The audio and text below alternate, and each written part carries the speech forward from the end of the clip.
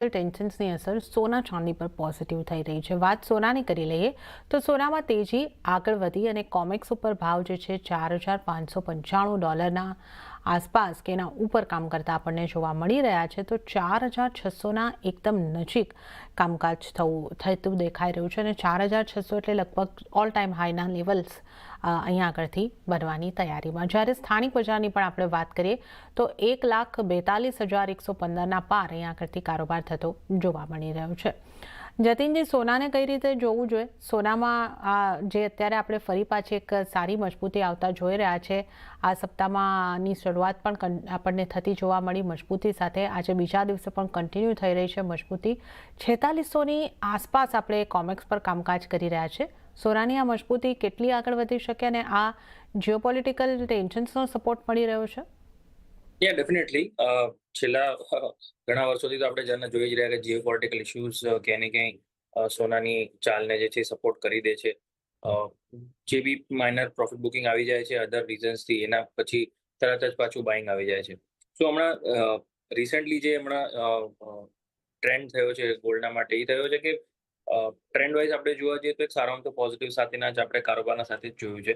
જે વચ્ચે બસ એકવાર જે મોટી પ્રોફિટ બુકિંગ આવી હતી સોનાના અંદર મોરલેસ ન્યૂ યરના પહેલા 29 ડિસેમ્બરે 1,40,000 થી લઈને આપણે સીધું 1,35,000 સુધી એનો ફોલ જોયો હતો। એ ખાલી ને ખાલી ફક્ત માર્જિન વધવાના કારણથી હતો, જે વન ટાઈમ ઇવેન્ટના હિસાબે પાછળ હવે થઈ ગયો છે। સો જે બી સેલિંગ આવે છે એ ફોર્સ સેલિંગ છે। ટ્રેન્ડના હિસાબે અગર જોવા જઈએ તો હજી પણ ટ્રેન્ડ પોઝિટિવ છે। એક ફોર્સ સેલિંગના કારણે જે વીક હેન્ડ્સ હતા, જે લોકોને માર્જિનથી ફરક પડી જાય, જે લેવરેજ પર કામ કરતા હોય અને ઓછા માર્જિનથી જ કામ કરી શકતા હોય, એ બધા લોકો એમાંથી નીકળી ગયા બહાર। અને પણ જે લોકો લોંગર ટર્મ હોરાઇઝનથી વ્યૂ પોઈન્ટ પકડીને ચાલતા હોય કે ફર્મલી એના અંદર બુલિશ છે, એ બધા લોકોનો પોઝિશનિંગના હિસાબે જોવા જઈએ તો હજી પણ ટ્રેન્ડ પોઝિટિવ જ દેખાઈ રહ્યો છે, જે હિસાબથી પોઝિશનિંગ બનેલી છે। સો ફોર્સ સેલિંગ આવું ને વળી પાછું ત્યાંથી પાછું બાઉન્સ આવું અને એક ઓપોર્ચ્યુનિટી બની જવું, આપને આપમાં એક જ વસ્તુ દર્શાવે છે કે આ ગોલ્ડ નું રેલી હજી પણ પોઝિટિવ સાઇડની સંકેતો છે। હાઈલી વોલેટાઇલ જરૂર છે અને પ્લસ ઓવરબોટ પણ છે ટેકનિકલી સ્પીકિંગ। બટ સિચ્યુએશન એવી છે કે હમણાં ટ્રેન્ડ જે હિસાબથી ચાલી રહ્યો છે એ હિસાબથી પોઝિટિવ સાઇડના સંકેત છે। ફેડરલ રિઝર્વના તરફથી પણ સંકેતો જો જોવા જઈએ તો જાન્યુઆરી એન્ડમાં જે પોલિસી આવશે એમાં હજી કોઈ એવું હિન્ટ નથી કે ઇન્ટરેસ્ટ રેટ કટનું ડોવિશ સ્ટાન્સ જે છે ક્યાંય ને ક્યાંય ન્યુટ્રલથી હોકિશના તરફ ફરી જાય।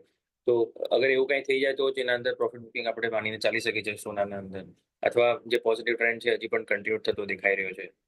જે ઇમ્પોર્ટન્ટ ડેટાઝ જે આવ્યા હતા લાસ્ટ વીકમાં નોન ફાર્મ પેરોઝના અનએમ્પ્લોયમેન્ટના ડેટા, એમાં પણ કોઈ એવું વધારે મોટું ઉલ્લેખ નહીં હતું કે જેનાથી સોનાને કંઈક નેગેટિવિટીના સાથેનો સંકેત મળે। અનએમ્પ્લોયમેન્ટના ડેટા પણ થોડા ઘણા ડાઉન ટ્રેન્ડના ઓલામાં હતા।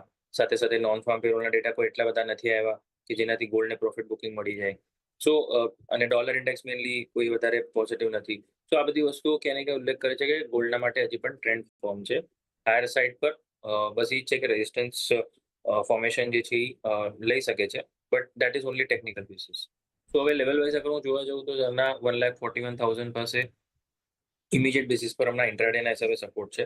તો જો કોઈને ઇન્ટ્રાડેમાં બેસિસ પર અગર બાઇંગ કરવું હોય તો 1,41,500 થી લઈને 1,41,300 41,300 થી 41,500ના વચ્ચે બાય કરીને ચાલી શકે છે। 1,40,800ના નીચે સ્ટોપ લોસ રહેશે અને 1,42,500 1,42,300 આ રેન્જના અંદર તમારો ટાર્ગેટ રહેવો જોઈએ। સો વિથ સ્ટોપ લોસ 1,40,800 બાઇંગની સલાહ રહેશે ગોલ્ડના અંદર। બાય ઓન ડિપ્સનું માર્કેટ હજી પણ બનતું દેખાઈ રહ્યું છે। ઓકે, તો સોનામાં બાય ઓન ડિપ્સની સલાહ અને બાઇંગ તમે ક્યાંથી કરી શકો છો? તો 1,41,300થી 500 વચ્ચેની રેન્જમાં તમે બાઇંગ કરો। 1,40,800ની આસપાસનો તમારે સ્ટોપ લોસ રાખવાનો રહેશે અને 1,42,500 1,42,300 સુધીના ટાર્ગેટ તમને સોનામાં મળતા જોવા મળી શકે છે। તો આપણે સોનાની વાત કરી, બાય ઓન ડિપ્સની સલાહ। હવે વાત આપણે ચાંદીની કરીએ તો ચાંદીની તેજી પણ આગળ વધતા વૈશ્વિક બજારમાં 0.5%થી વધુની ખરીદારી સાથે $85 પાર કારોબાર નોંધાયો છે અને સ્થાનિક બજારમાં પણ આપણે જોઈએ તો 2,71,500ના સ્તરની આસપાસ કારોબાર, એટલે 1% મજબૂતી આપણે અહીંયા આગળથી જોઈ રહ્યા છે। $2,500ની મજબૂતી સાથેનું કામકાજ। ડોલર ઇન્ડેક્સમાં વેચવાલી અને સેફ હેવન ડિમાન્ડ વધતા ચાંદીની કિંમતોને પણ સપોર્ટ મળી રહ્યો છે।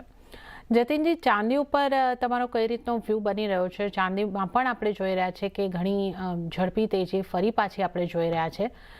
જે આપણે એક ઘટાડોની વાત કરી હતી માર્જિન અને રીબેલેન્સિંગ વખતે, એ ઘટાડાને ઓવરકમ કરીને ચાંદીમાં ફરી એક ઝડપી મજબૂતી બની રહી છે.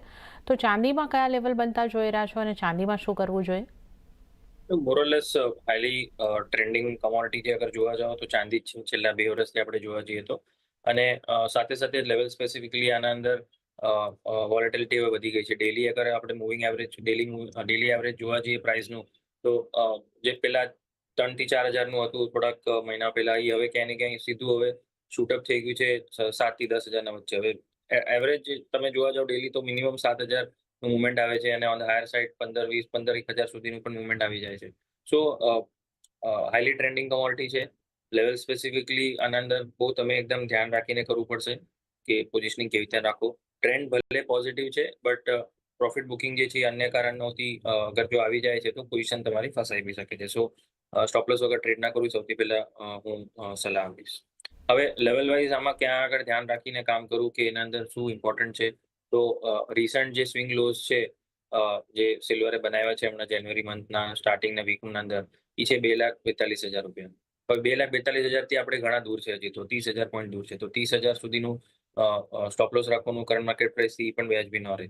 સો ટ્રેડર્સને એ જ સલાહ રહેશે કે જો બાઇંગ પોઝિશન ઓલરેડી છે તો ડેફિનેટલી હોલ્ડ કરીને ચાલો. અને તમારો સ્ટોપ લોસ જે છે ક્યાં ને ક્યાં 2,60,000 નીચે રાખો, કેમ કે 2,60,000 ના નીચે જશે તો પાછું 2,45,000 2,40,000 સુધી રીટેસ્ટ કરવા જઈ શકે છે. ફ્રેશ ટ્રેડિંગના હિસાબે હમણાં કોઈ સલાહ તો નથી બની રહી ઝરના, કેમ કે બહુ ઓવરબોટ સિચ્યુએશન છે ટેકનિકલી, અને સેલ કરવું બહુ વધારે પણ રિસ્કી છે હમણાં as of now. So new positions માટે કોઈ સલાહ નથી બની રહી કે ફ્રેશ પોઝિશન્સ ક્યાં લેવી ને કેવી રીતના લેવી. થોડુંક વેટ એન્ડ વોચ કરવું પડશે જેને ન્યૂ પોઝિશન્સ લેવી હોય. જેની ઓલરેડી બાઇંગ પોઝિશન છે એ લોકો માટે સ્ટોપ લોસ આપ્યો છે. જે કોઈ ઈચ્છતા હોય બસ એ જ રીઝનથી કે ભાઈ ઓવરબોટ છે ને સેલ કરવું છે, તો જેવી રીતે મેં કીધું કે ન્યૂ પોઝિશન્સ માટે હમણાં સલાહ નથી બની રહી. સો વિલ વેટ એન્ડ વોચ. કોઈને અગર સ્ટોપ લોસ રાખવો હોય, કોઈની અગર જે સેલ પોઝિશન અટકાઈ ગઈ હોય, તો ડેફિનેટલી અહીંયા બહુ મોટા ભાગે અહીંયા તમારું રિસ્ક છે. તો 2,75,000 નું એક તમારું સ્ટ્રિક્ટલી સ્ટોપ લોસ રાખીને તમે ચાલી શકો છો, જો તમે અગર સેલ કરીને ચાલેલા હો તો. બાકી ન્યૂ પોઝિશન હમણાં અવોઇડ કરવાની સલાહ રહેશે ઝરના અંદર. ઓકે, તો ન્યૂ પોઝિશનને અહીંયા આગળથી અવોઇડ કરીને ચાલવાની સલાહ છે, પણ જો પોઝિશન છે તો તમે એને હોલ્ડ કરીને ચાલી શકો છો અને એના માટે 2,60,000નો સ્ટોપ લોસ રહેશે. તો ચાંદીમાં અત્યારે એક ખાસ ધ્યાન રાખીને ચાલવાની સલાહ બની રહી છે. તો આપણે સોના ચાંદીની આગળ